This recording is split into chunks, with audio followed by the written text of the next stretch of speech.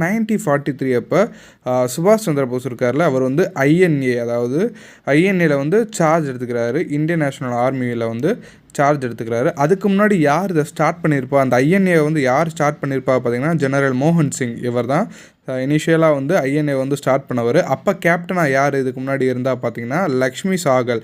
இவங்க தான் இந்த ஐஎன்ஏவோட கேப்டனாக இருந்தாங்க.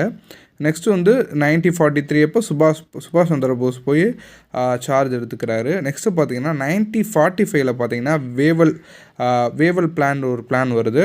ஸோ அந்த பிளானுக்கு அப்புறம் 1946 அப்போ கேபினெட் மிஷன் போடுறாங்க. மார்ச் 24 அப்போ 1946 கேபினெட் மிஷன் போடுறாங்க. ஸோ இந்த கேபினெட் மிஷன் நடந்த அதே வருஷம் பார்த்தீங்கன்னா டைரக்ட் ஆக்ஷன் டேன்னு ஆகஸ்ட் 16 வந்து ஃபிக்ஸ் பண்ணுறாங்க. யார் பார்த்தீங்கன்னா முகமது ஜின்னா இருக்கார்ல, அவர் வந்து பாகிஸ்தானுக்கு வந்து எங்களுக்கு வந்து டைரக்ட் ஆக்ஷன் டே, அதாவது